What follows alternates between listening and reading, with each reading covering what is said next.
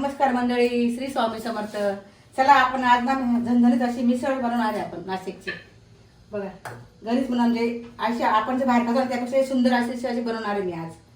हे त्यासाठी मी काय केलं, पहिले हे मटकी मोड आलेली ती शिजून घेतली. त्यानंतर हा कांदा आहे, हा टमाटा आहे, ही पेस्ट केली आपण. याच्यात काय केले आपण, कांदा, खोबरं, लसूण, अद्रक, कांदा भाजून त्याची पेस्ट तयार केली. ही धना पावडर आहे, हे मीठ आहे, हे लाल तिखट आहे, ही बारीक शेववरून लागणार आहे मिसळला, ही हळद आहे, ही मिरची आणि लसूणची पेस्ट आहे. नंतर हा काळा मसाला आहे आणि हा गोडा मसाला आहे. हा पण आम्ही घरीच बनवतो दोघे मसाले. अतिशय सुंदर असं बनवलं. आपण पहिले तेल टाकले 2 चमचे. त्याच्यात आपण थोडंसं जिरं टाकू.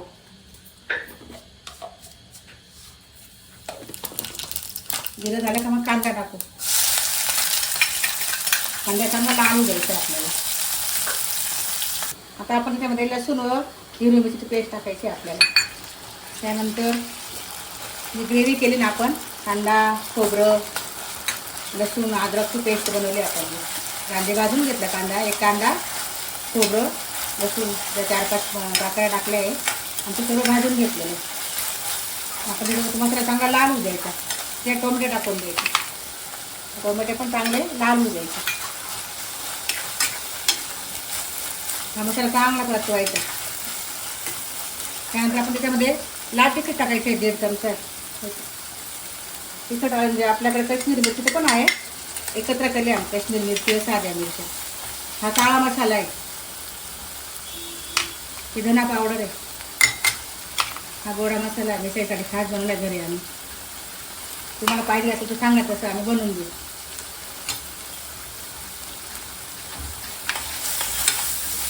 सर्व मसाला छान असा आपण त्याला चांगला परतून घ्यायचा तेल सुटेपर्यंत. आपला मसाला चांगला आता लाल झालेला आहे आणि त्याने तेल सुटेपर्यंत परतवला आपण. तो त्यात आपण ही शिजलेली मटकी टाकायची. चांगलं परतून घ्यायचं. नंतर आपण जी मटकी शिजवली होतं ना, त्यातले पाणी आहे मटकीचं, ते पण टाकून देतो. आपल्याला रस्सा पाहिजे ना.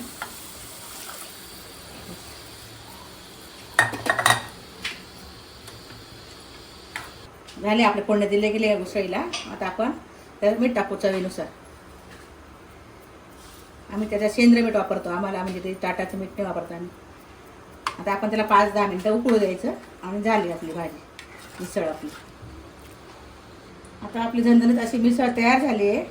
आपण त्याला सेव करू.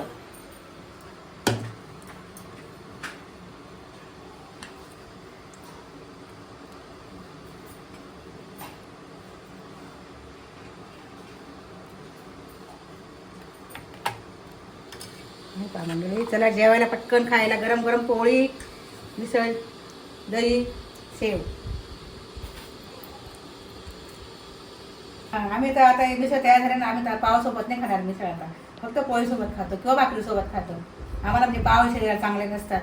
तर आम्ही बाहेर जरी मिसळ खायला गेलो तर आम्ही भाकरी घेतो तिथं, पण पाव कधीच घेत नसतो. आम्हाला बस आधी चपाती वगैरे त्याच्यावर छान वाटते मिसळ खायला.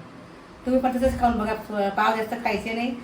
आपल्या चपातीबरोबरच मिसळ खायची, तर आपल्या घरगुती शरीराला चांगला असं आरोग्याला आपल्या. बघा मित्रांनो, आईंनी अशी झणझणीत मिसळ केलेली आहे, तर तुम्ही ट्राय करून बघा.